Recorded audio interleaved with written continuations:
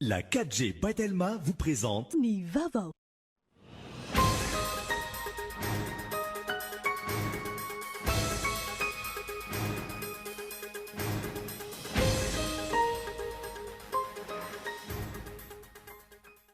Nodimandro maly fa 2 Jolay 2024 tokony ho tamin'ny 7 sasany alina ny ray aman-dren'ny mpanay pasteur David Rakotonirina. Ny tenan'izay sady filohan'ny fiangonana loteranina malagasy ary ihany koa filoham-perinasany FFKM. Androany no nandevenana azy teo an-tokotanin'ny fiangonana FLM Ambatovinaky. Manomboka amin'ny herinandro no vinavinaina andray mararaka symptomatika ny ao amin'ny lapan'ny fanatanjahantena Mahamasina.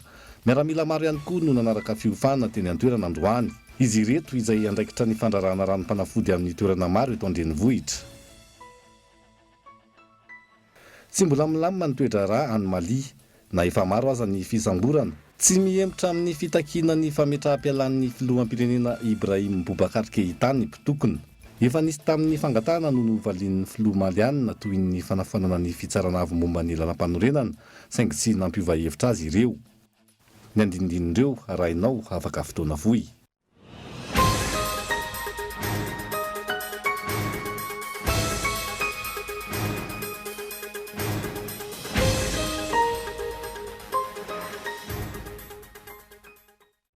Tonoklasy toboko vavy miarabantsika rehetra tonga soa indray ato anatin'izao fampahalalam-baovao ny Kolo TV izao ary manasanao naraka izany hatramin'ny farany.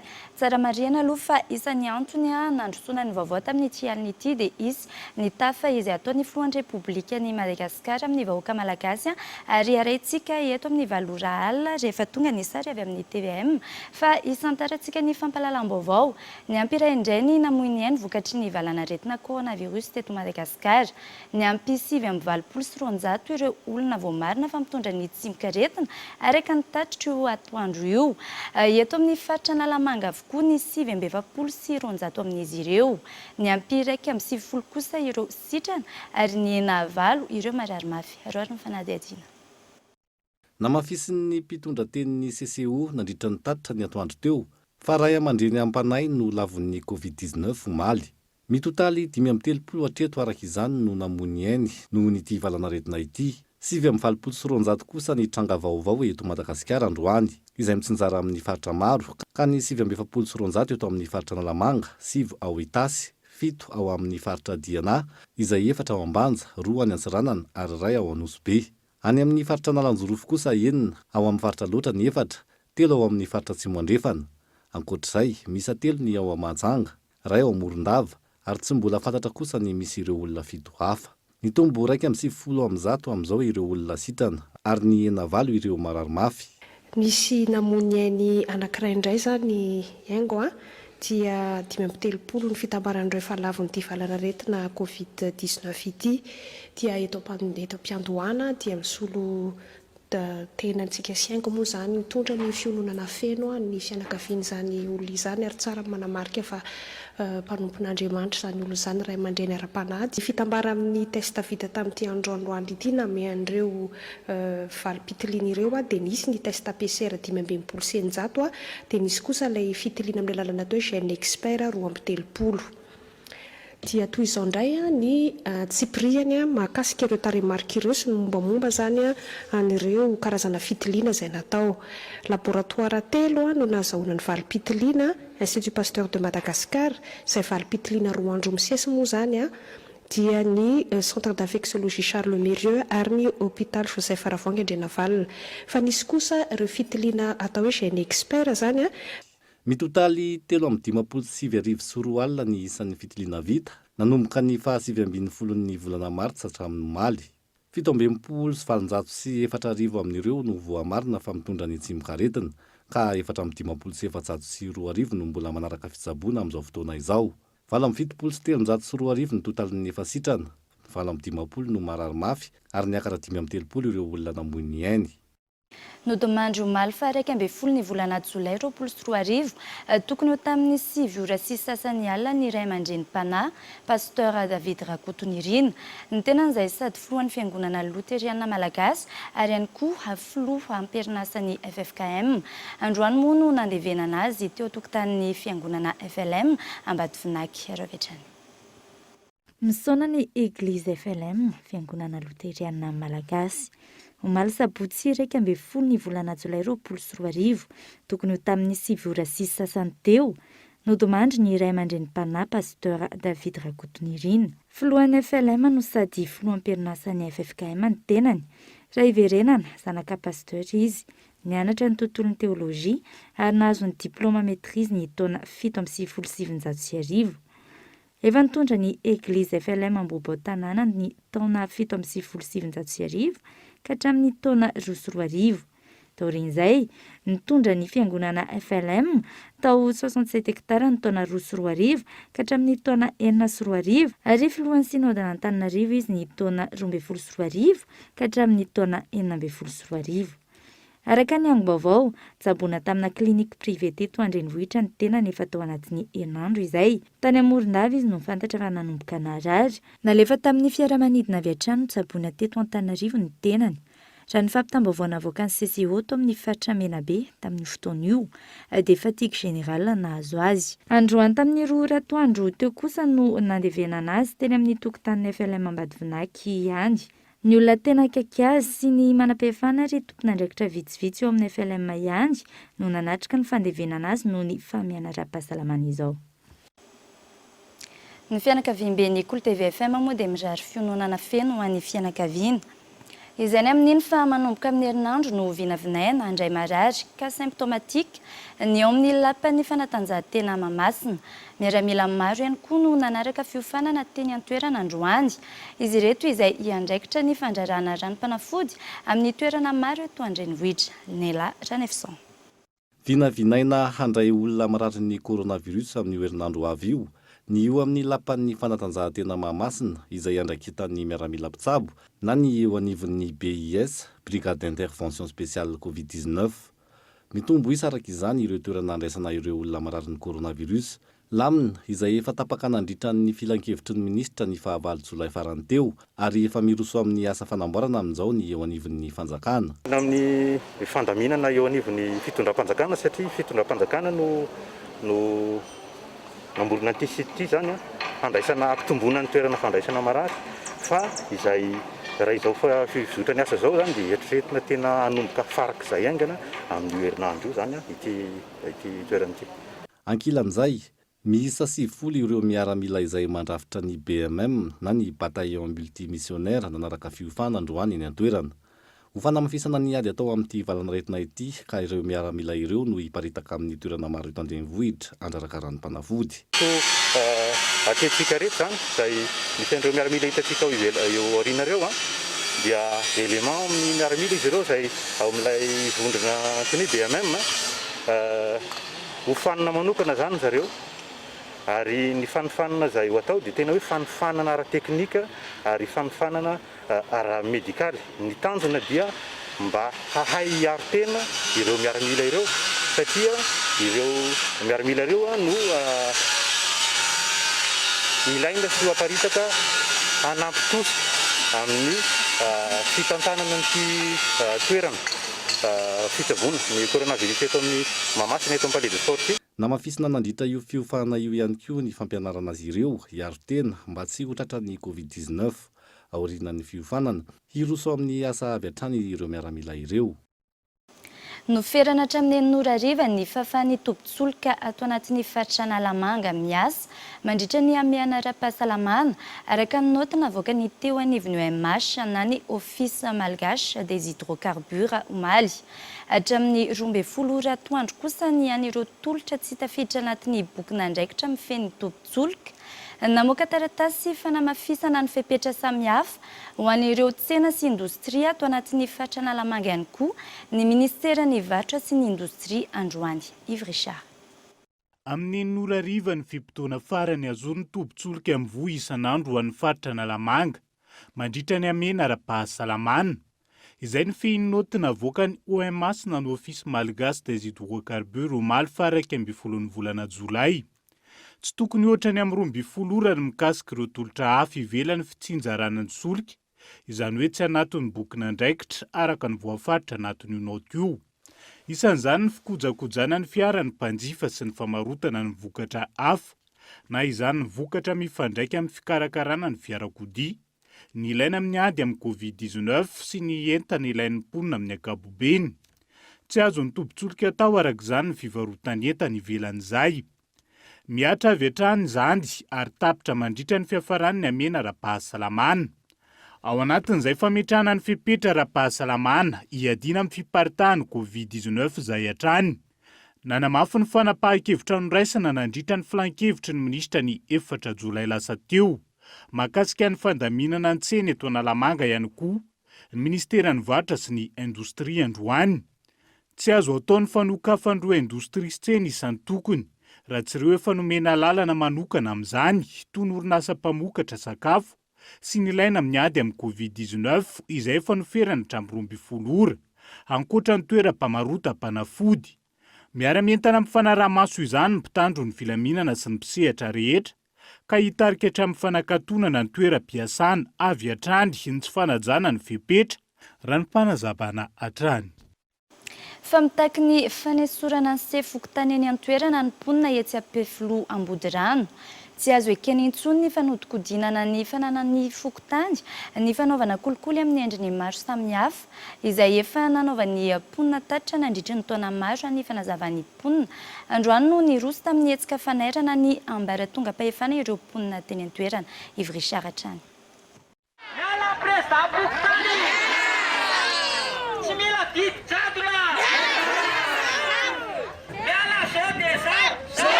Toy izay ny ampahany tamin'ny hetsika fanairana ny ambaratonga-pahefana no tanterahan'ny mponina Ampefiloha Ambodirano androany. Hetsika izay tafiditra anatin'ny fitakiana ny fanesorana ny sefokotany eny an-toerana noho ny fanodikodinam-bola sy ny kolikoly amin'ny endriny maro. Karaka ny tatitra nalefa tany amin'ny distrika moa dia nisy tokoa ny famemezana solotsaina avy amin'ny distrika. Nisy ny famemezana avy amin'ny Star Times, télé, écran plan-telo sy kojakoja. Reo no nitakina tamin'ny fivorim-pokon'olona hoe aiza ireo zavatra ireo, tsy hita ireo mandrakotiny androany. Teboka ray izay, teboka faharoa izy tsy mponina eto amin'ny fokotany Ampefiloha Ambodirano. Teboka fahatelo izay tsy dia mazava loatra ny ao anatin'ny fisarazarana nreto famemezana avy amin'ny filoham-pirenena toy ny tosika famena, ny vatitsinjo sy ny tany amin'ny Beantitra, satria dia nisy ny fangalana pahany tamin'ny Beantitra izay nataony. Misy vavolombelona moa izany rehetrarehetra izany. Ary ny teboka farany dia tavinay dia tsy mety intsony ny fiarahana miasa aminy. Tsy mahagaga ireo mponina raha tsy nisy ny zavabita ho an'ny fokotany Ampefiloha Ambodirano nandritra ny taona maro. Avy amin'ny rafitra isan'ny tokony eny anivon'ny fokotany, toy ny RF2 no namitana ny tetikasa mpampandrosoana toy ny Lalakely farany teo, fa tsy araka ny voizina amin'izao fotoana izao. Hitanay eny Manjery sy eny Facebook eny fa lazain'ny filoham-pokotany fa izy nanao any lalana 20 metatra lavany dia sakany 10 metatra sasany pavé ny Masindaha-Paoly. Izay ty tompoko ny vola azonay tany amin'ny CDA mbola trindrinay fa isarana amin'ny CDA ny anarana eritaona sy tapany ka nazahoana an'ity famemezana ity. Fa ny volana men'ny fokotany tompoko dia roa etsy nefa izy milaza fa izy niara-nanao ny lista amin'ny RF2. Ka izay tompoko ny tena alahelo RF2 satria tsy nanao an'ity izy. Ao amin'ny sekitera tira tompoko dia misy lalana nataony ny fokotany izay vato azo tany amin'ny commune. 5 metra vita amin'ny vato tompoko dia mitsingidina ao ary maniry bozaka fotsiny ao tsy vita amin'ny fokotany izany. Miantso ny ambaratonga-pahefana hijery akaiky ny toetra raraka izany ny mponina. Tsy ahatongavany hetsika amin'ny dingana manaraka na mafitsiny izy ireo, fa tokony hisy ny fandraisana andraikitra avy hatrany, ahafahana mitondra ny tena fampandrosoana sy ny fanovana miainga avy eny fotony izay andrasan'ny fokotany 2.20 eto Antananarivo renivohitra amin'izao fotoana izao. Mialohan'ny anarantsika ny toy ny fampahalalam-baovao toy ny mikasika ny raharaha alatromby tany Ambatondrazaka dia anaraka doka vatra isika.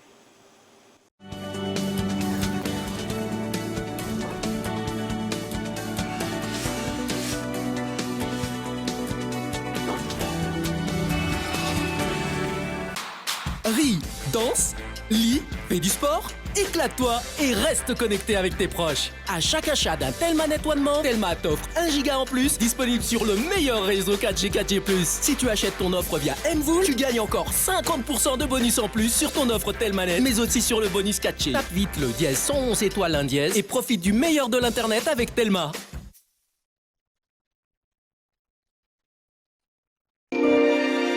Votre bébé commence à marcher.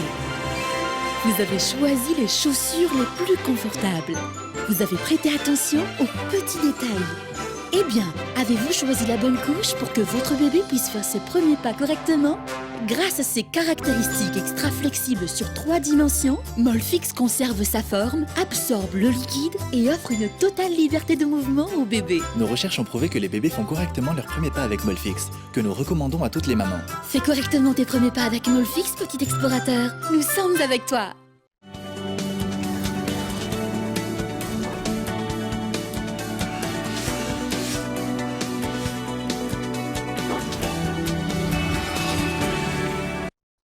Tavaverina eto amin'ny fampalalam-baovao isika.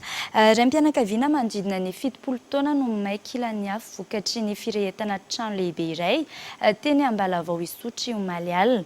Court-circuit amina efitrano fitehirizana balle de friperie no nahatonga ny firehetana raha ny fanazavan'ireo niaramboina.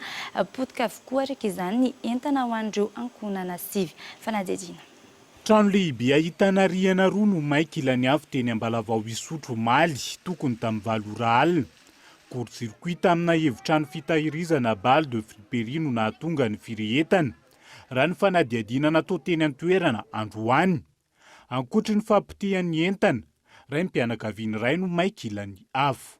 Izy zany efa nanao eza fa saika andeaka anazy mihitsy ohatra na manokana zao tsy za mihitsy nandeaka an'izy tany miaraka tamin'ny pompe dia noho ny tonga teo ambaravarana dia efa masetroka be teo dia zareo nanana le fitaovana le oxygène fa za mihitsy nandeha nasiany zareo miverina dia rena ozy izy fa aloha zay naka anazy fatoriana fotsiny dia natoromola izy tao efa setroka be dia na le pompiara atao sepotra torana mivoaka avany fa tsy lany ny oxygène. Adran'ilay teo ngamba zay nazahoana le razana fa tamin'ny alina tsy azo le izy. Tsisy afaka natao intsony. Zany hoe mbola afaka tokony nanavitra entana ihany zay fa no le trano efa mirehitra ny any ambony dia ny tao ambany efa mitete rano efa ohatran'ny somary koroka dia naloha tonga dia nanavitra tena fotsiny sisa. Ny entana rehetrarehetra tao an-trano zany hatramina frigo, ny fandriana, ny tele, ny radio may ao daholo. Hatramina vola misy vola taraiky tao dia efa may daholo hatramin'ny tahiry rehetrarehetra. Efa mateti-pitranga ny hain-trano toy izao ho an'ny fokotany Ambalavao Isotry sy ny manodidina. Natonga ra-potoana aza ny mpamonjy voiny. Maro ny olana tsy ahafahana mamono ny afo araka ny tokony ho izy. Tsy mbola voafetanteraka ohatra ny afo hatramin'ny fotoana nanaovana fanadiadiana androany. Ankoatra ny fahateren'ny lalana mihazo ny trano may. Olana eny ambany tanàna ny toerana ahazoana ny rano. Manampitrotraka ny tsy fahampiana ra-pitaovana ho an'ny mpamonjy voiny. Pompier zany tokotokony tamin'ny firy teo zany valo 60 teo zany ny pompier tonga ra-potoana ry zareo fa le rano netiny ndraiky koa nefa tsy naharaka an'le famonoana an'le afo. Izay no niteraka an'le famaizana tanteraka satria izay zavatra teneniko izay hoe le tsisy an'le bouche de 110 mihitsy zany raha tsy tany be masy dia le rano mitonitao amin'le fokon'olona zany no nanampy an'le izy. Dia ny accès an'le lalana koa zany tery. Natonga ra-potoana raha zareo ny matériel ny zareo tsy ampy. Eo le matériel tedavina le bouche d'incendie, le fuite d'eau, le rano very any an-dalana betsaka. Zany hoe manam-pitaovana ara le mpamonjy voina antitra dia antitra le fitaovana zareo zany hoe ny rano very indray mibetsaka noho ny rano entina amonoana an'le afo. Ankonana sivy ahitana olona 530 ireo voakasiky ny famaizan'ity trano goavana eto Ambalavao Isotry ity. Fandroany zao no nitrangana famaizana goavana ny teny an-toerana. Saika mafy hatrany ny fahavoazana no ireo antony voalazo eo ambony ka andraisana ny fandraisana andraikitra ny rehetra raha ny fanazavana. Toy ny raharaha alatrombo tany amin'ny distrikana Ambatondrazaka tanànany Ampamolambo navororoy sy fokotany any an-toerana. Niteraka korontana ny famitsorany zandary ilay sy fokotany eo ampiandrasana ny fitsarana azy. Tsy manaiky ny voany ny mponina antondra ny fanazavana efa misy hoy ny maro ny fandrahonana sy ny filazana fa misy olona ambony ao an-damosiny ity lehibe ny sy fokotany ity. Rehetra ny fanadihadiana. Niteraka korontana any amin'ny distrikana Ambatondrazaka tanànany Ampamolambo ny famitsorany zandary mandra-piandry ny fotoam-pitsarana ilay sy fokotany any an-toerana na iny mponina ho ambadiky ny raharaha alatrombo tamin'ity herinandro ity. Vatairana no nahazo ny mponina tao amin'ity komina Ambohibomanga ity, fahita nandehandeha teny amin'ny tanàna teny sady mandrahona ny fokon'olona nitory azy io izay fokontany io. Ny famory avy hatrany izy ireo io tolakandro io ka milaza ny tsy anaiky izao raharaha izao. Ny zavatra hitako ny seho aloha dia ny azo lava velona. Ka raha velona ny azo lava tamin'ny 110 alina dia mba nifoao. Ka raha fa nifoao moa zany dia vorokely ny fokon'olona. Dia zareo fokon'olona sasany moa zany teny hoe nakaiza ny président. Hoe mbola tsy eo.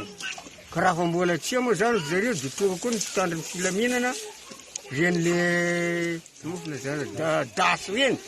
Ka raha fa tonga teto mitady anazy dia tsy hitako izy dia ny akaran'jareo tany.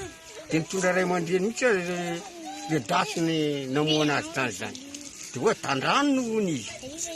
Tonga niatrika ny fivoriam-pokon'olona teo koa ny sefokontany dia nahita aza fa saika ny savorovory. Nazavainy dia nandritra izany ny zavanitranga.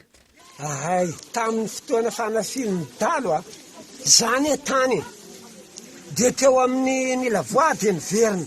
Dia raha fa niverina aho dia niteny ato amin'nisy olona niaraka taminao hoe iverina aho fa misy olona avy any Moramanga aminao ka tsy fantatra le olona raha mitondra aretina korena.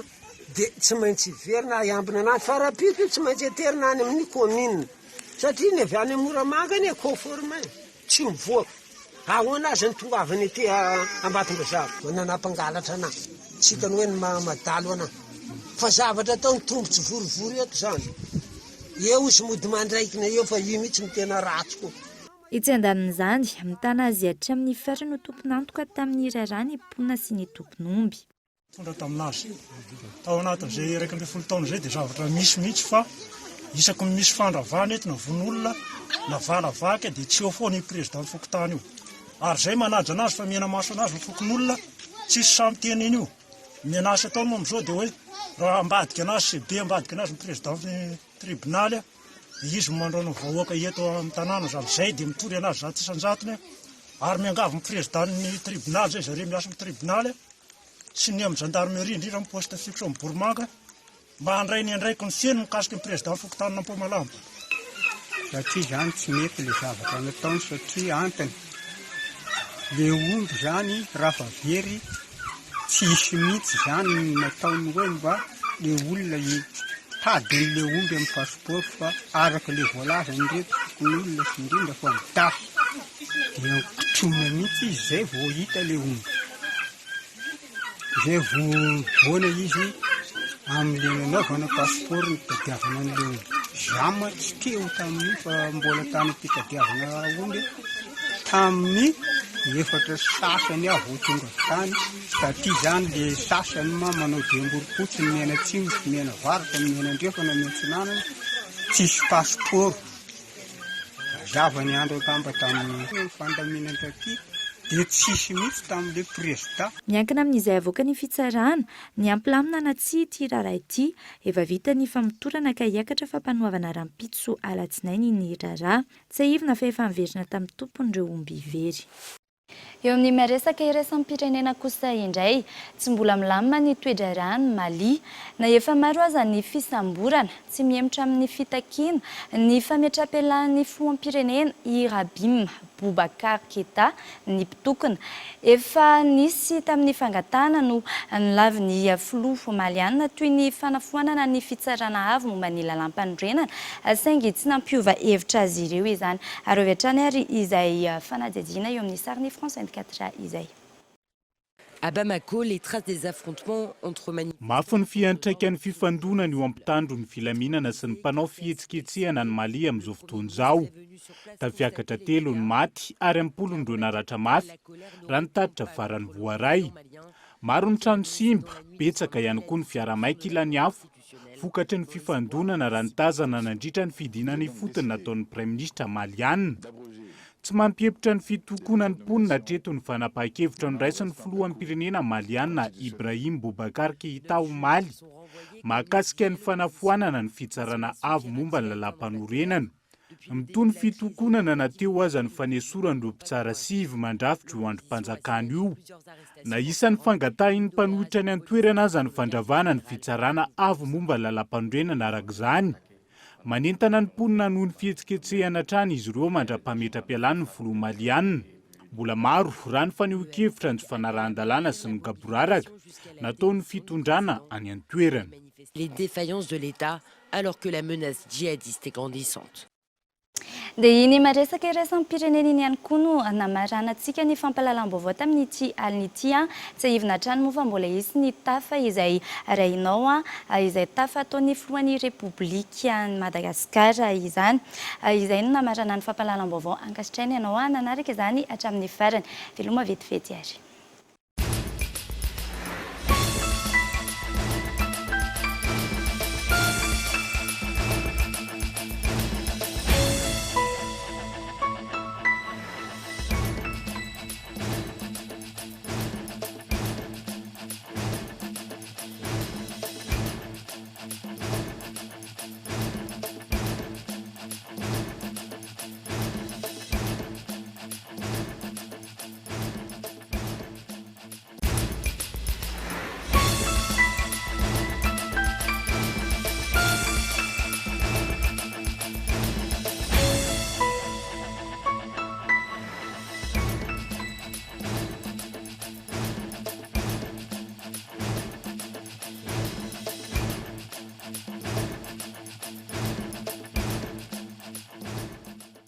La 4G by Telma vous a présenté Ni Vavo.